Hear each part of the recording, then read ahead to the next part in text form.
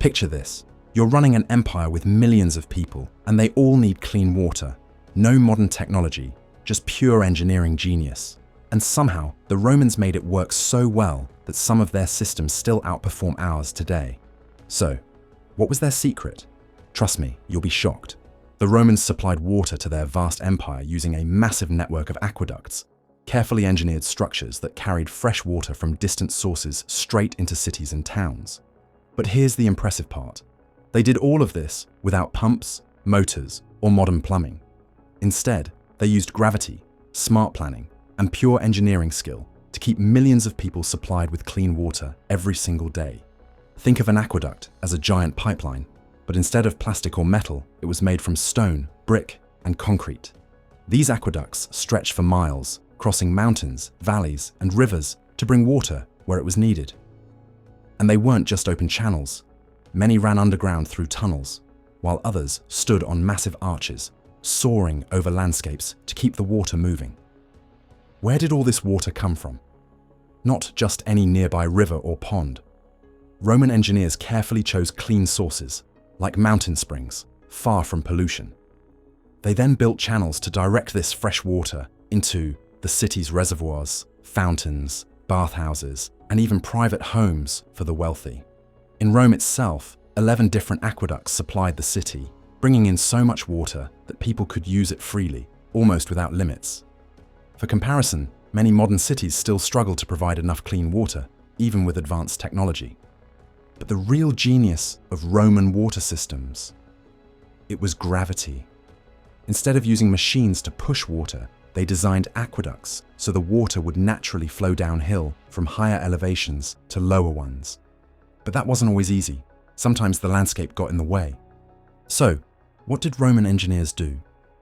When mountains blocked the path, they didn't just go around, they dug straight through, carving tunnels into solid rock.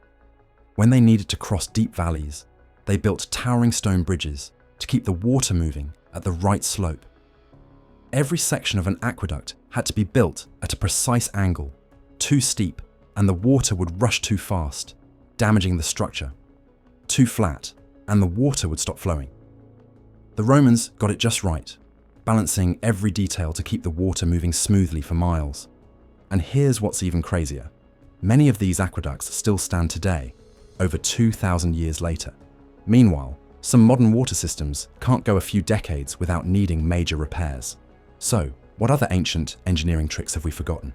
The Romans didn't have high-tech water treatment plants or chemical filtration, yet they still managed to keep their water surprisingly clean. Without modern filters or sanitation methods, you'd expect Roman water to be a disgusting, disease-ridden mess. So how did they not all drop dead from drinking it? First, the Romans used settling basins, large holding tanks where water would rest, allowing dirt, sand, and other debris to sink to the bottom. This simple yet effective technique helped separate cleaner water from impurities before it flowed into the city. Incredibly, this ancient method closely resembles the sedimentation tanks used in modern water treatment plants. It's fascinating to think that a system developed thousands of years ago remains a fundamental part of water purification today. They also let water flow through open-air sections, exposing it to oxygen. Why? Because this helped get rid of nasty gases and made the water taste fresher. Their methods were innovative, but they weren't flawless. While exposing water to oxygen helped remove unpleasant gases and improve taste, it also left the supply vulnerable to contamination. Open-air channels and basins meant the water could pick up dirt, debris, and even unwanted microorganisms along the way. Plus, as water flowed through stone channels, mineral buildup and moss could accumulate, affecting both quality and cleanliness. So, while their system was impressive for its time, would you trust it for a drink today? And then there's the elephant in the room: lead pipes. Yes, the Romans used lead to distribute their water, and while some experts argue the constant flow of water prevented poisoning, others think long-term exposure messed with people's health. Some even believe it contributed to Rome's decline. An entire empire, possibly weakened by something as simple as their own plumbing. Could water have helped take down one of history's greatest civilizations? Now, here's something that might surprise you. In many modern cities, clean water can be costly or difficult to access. But in ancient Rome, it was everywhere. How? The Romans built massive public fountains, called nymphia, where anyone could fill up jugs, wash their hands, or simply cool off in the flowing water. And then there were the legendary Roman baths. These weren't just small washrooms, they were sprawling, spa-like complexes, where people gathered to relax, gossip, make business deals, and of course, bathe. But what made them truly remarkable was the water system. Fresh water constantly flowed in, while used water drained away, keeping the baths surprisingly clean, at least by ancient standards. Compared to modern swimming pools, where the same water is treated and reused for weeks, this system sounds downright refreshing. Water wasn't just for drinking and bathing, though. Farmers used it to irrigate their crops. Factories powered mills with it, and entire industries depended on it to function. In short, water was the lifeblood of the Roman Empire. But here's the weird part. Despite all our modern advancements, millions of people today still don't have reliable access to clean water. And remember the aqueducts. Roman aqueducts weren't just practical. They were engineering marvels. Massive, meticulously designed structures that carried water across entire regions. Some stretched for miles, defying gravity with a clever use of arches, slopes, and sheer ingenuity. And get this, over 2,000 years later, parts of these ancient water systems are still in use. But are we still relying on the original stonework, or have we reinforced them with modern materials? In some cases, the stone channels remain, though often lined or supplemented with concrete and metal pipes to meet today's standards. While we don't exactly build new aqueducts the way the Romans did, their designs continue to inspire modern water infrastructure. One of the most famous examples is the Aqua Virgo, which still supplies water to the Trevi Fountain in Rome. Built in 19 BC under Emperor Augustus, this aqueduct was designed to bring fresh spring water into the city, mainly for public baths and fountains. And guess what? It's still flowing. Meanwhile, modern water systems often require expensive maintenance and replacements just to keep up. But if you think that's impressive, the longest Roman aqueducts stretched for 280 miles. That's about the same distance as New York City to Washington, D.C. The engineering behind this was insane. The Romans had to carve tunnels through mountains, build massive bridges over valleys, and keep the entire system at the perfect angle so the water would keep flowing. And they did all this without computers, heavy machinery, or modern surveying tools. Could we even pull this off today without advanced technology?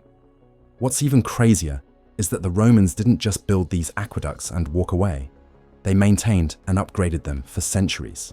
Some aqueducts were repaired and expanded long after they were first built, proving that the Romans didn't just think about their present needs, they planned for the future. All right, let's talk about something bizarre: water crime in ancient Rome. But before we dive into that, make sure to like and subscribe if you're enjoying the video. So, you might think stealing water is a modern problem, but the Romans were dealing with water thieves, corrupt elites, and straight-up sabotage. And trust me, they took it seriously. Rome's aqueducts were a lifeline, carrying millions of gallons of fresh water into the city every day. But, just like today, some people didn't want to wait their turn or pay their dues. Some sneaky Romans illegally tapped into the system, diverting water for their own use. But here's where it gets interesting. It wasn't just desperate citizens or small-time criminals doing this. The real thieves? Wealthy elites.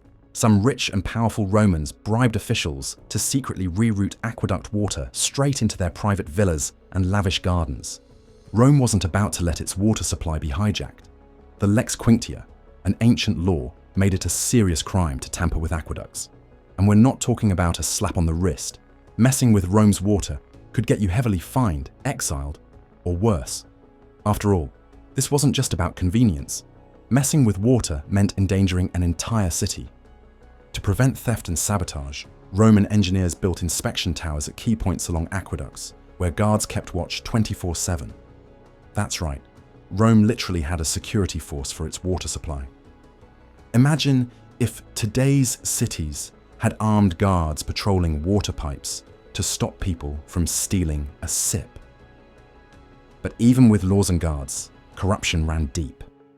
When wealthy Romans got caught diverting water, things could get messy.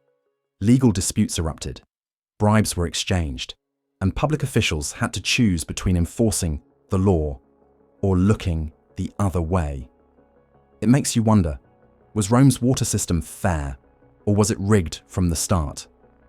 All right, let's take a break from aqueducts and drinking water, because the Romans weren't just using water to survive. They were using it to innovate. You might think hydraulics and automation are modern inventions, but ancient Roman engineers were already ahead of the game. They created water-powered clocks, automatic doors, and self-operating fountains, while much of the world was still figuring out basic plumbing. Picture yourself in a Roman courtroom, making your case. Instead of a judge banging a gavel, your time is measured by a clepsydra, or water clock, slowly dripping away the minutes. This wasn't just for show. It was an actual timer that regulated everything from legal proceedings to political debates. Senators, lawyers, and orators had to carefully time their speeches, because once the water ran out, so did their chance to speak. Now compare that to today. We rely on digital countdowns and flashing timers to keep debates on track, but the Romans managed it all with nothing but flowing water and gravity. Now, here's where it gets fascinating. Roman fountains weren't just decorative. Some of them actually moved. Using hidden water pressure systems, statues rotated, water sprayed in precise arcs, and entire displays seemed to come to life. These weren't simple streams of water, but carefully engineered spectacles designed to impress. What makes it even more remarkable is that the Romans achieved all of this without modern technology. While today's fountains rely on electric pumps, programmed jets, and sensors to create synchronized water displays, the Romans accomplished similar effects using only gravity and water pressure. And incredibly, some of these ancient water-powered mechanisms still function today in historical sites. And if you thought motion sensor doors were a modern convenience, guess again. The Romans were opening doors with water power over many years ago. Temples and grand buildings had self-operating doors that worked using hidden tanks and water pressure systems. The same concept that powers hydraulic doors on airplanes, elevators, and cars today. The Romans were already using it before electricity was even a thing. Now let me tell you a secret. The Romans were absolute masters at controlling water, bending nature to their will in ways that still baffle engineers today. Their aqueducts, fountains, and purification methods were just the beginning of a much larger, mind-blowing water management system that stretched across continents. But what if I told you that their water engineering extended into unexpected places, including military strategy, underground mining, and even early versions of automation? Let's get into the parts of Roman water management that don't get talked about enough. First, let's talk about the hidden side of Roman aqueducts, because these things weren't just giant stone bridges carrying water across valleys. The real magic happened underground. While the massive above-ground structures get all the attention, nearly 80% of Roman aqueducts actually ran below the surface in tunnels, pipes, and channels dug into the earth. Some aqueducts ran for miles through rock, carved out with simple hand tools, without any of the drilling equipment we have today. And get this, Roman engineers even built secret maintenance tunnels beneath these water systems, allowing them to make repairs without shutting down the flow of water. Can you imagine a modern city pulling off that level of engineering with nothing but manpower and chisels? Now, we already know the Romans built aqueducts to supply cities, but what about the middle of nowhere? Turns out, they didn't just build these for civilians. They built them for soldiers and workers deep in the empire's frontier. In places like the deserts of North Africa and the mountains of Spain, Romans constructed aqueducts not for towns, but for massive mining operations. That's right, water was a crucial tool for extracting precious metals like gold and silver. They used a technique called hushing, where they would dam up a water supply and then release a powerful surge to blast away dirt and rock, exposing the minerals below. Basically, they turned entire hillsides into high-pressure washing machines, all thanks to aqueduct-fed reservoirs. Does that sound like ancient technology to you? or something straight out of an industrial revolution. Speaking of military innovation, Roman warships had their own clever water systems. Instead of just storing barrels of drinking water, some larger Roman ships had built-in water collection systems, slanted decks that funneled rainwater into storage basins below. This gave them a constant supply of fresh water without needing to stop at ports as often. Compare that to other ancient navies, which had to rely entirely on land-based resupplies. And let's not forget how water played a role in one of the most terrifying forms of Roman punishment. Ever heard of damnatio ad bestias, the practice of feeding criminals or prisoners to wild animals in arenas? Well, in some cases, they went even further, flooding parts of the Colosseum and other amphitheaters to stage elaborate naval battles. Using a system of underground water channels and drainage systems originally designed for sanitation, engineers could flood the arena floor with enough water to float small boats. This allowed gladiators to reenact sea battles, complete with warships clashing in front of massive crowds. These events were a testament to Rome's advanced water engineering, and remarkably, some of the underground channels used for these spectacles still exist today. Now, let's get into the strange and ingenious ways the Romans used water power. Centuries before modern automation, they had some of the world's first vending machines. A Greek engineer named Hero of Alexandria, who lived during Roman rule, designed a device that dispensed holy water in temples. Worshippers would drop a coin into a slot, triggering a lever that released a measured amount of water. Essentially, a vending machine, long before the concept even existed. But that wasn't their only innovation. Romans also designed water-powered doors for temples and public buildings. By using water pressure and hidden counterweights, priests could pour water into a system of pipes, triggering the doors to open automatically. To the average person, it must have seemed like the gods themselves were at work, turning basic engineering into a powerful illusion. But for all their genius, there were some unintended consequences of their water obsession. Ever wondered if Roman water actually made people sick? We already know they used lead pipes to distribute water throughout cities. But some modern researchers believe that long-term exposure to lead may have contributed to Rome's decline. The theory goes that continuous, low-level lead poisoning could have led to mental decline, fertility issues, and even a weakened ruling class. The Romans even used lead-based makeup and cooking tools, adding even more exposure. So, was Rome partly brought down by its own pipes? It's still debated, but if true, it's one of history's cruelest ironies. The very water system that helped build the empire may have also helped bring it down. And while Rome's engineering was brilliant, what happened to it after the empire collapsed? Did people just forget how to build aqueducts? Kind of. After the fall of the Western Roman Empire, many aqueducts were neglected, damaged, or repurposed for other buildings. Some were dismantled stone by stone, their materials used to build medieval churches and castles. Others, like the ones in Constantinople, were maintained and expanded by later empires. But here's the shocking part. Many cities that once had abundant, free-flowing water lost access to it for centuries. Disease rates skyrocketed, sanitation collapsed, and people resorted to drinking from polluted rivers and wells.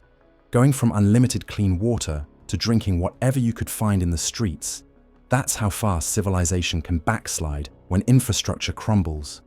But here's where the story takes a twist. Some Roman water systems never actually stopped working. In parts of Spain, Italy, and even France, sections of Roman aqueducts are still in use today. Engineers have studied these ancient systems and found that their stone channels and water flow designs were so efficient that they've been incorporated into modern water supply routes. Meanwhile, modern cities with their high-tech water systems still suffer from burst pipes, failing infrastructure, and even contaminated supplies. So, if the Romans could build water systems that lasted for thousands of years, why do some modern ones struggle to last even 50? With all our advancements, why do we still have water crises, while the ancient Romans had fountains running non-stop in their streets? Maybe instead of constantly reinventing the wheel, we should be looking back and learning from the engineering that came before us. And that's the craziest part of all. The Romans aren't just ancient history. Their ideas, designs, and water systems are still alive in ways we don't even realize. The next time you turn on a faucet, visit a public fountain, or hear about a city's water crisis, just remember, the Romans were solving these problems thousands of years ago, and in many ways, they might have done it even better than us. So, what other forgotten ancient innovations could change the way we live today? And are we really as advanced as we think we are? Let me know your thoughts in the comment below.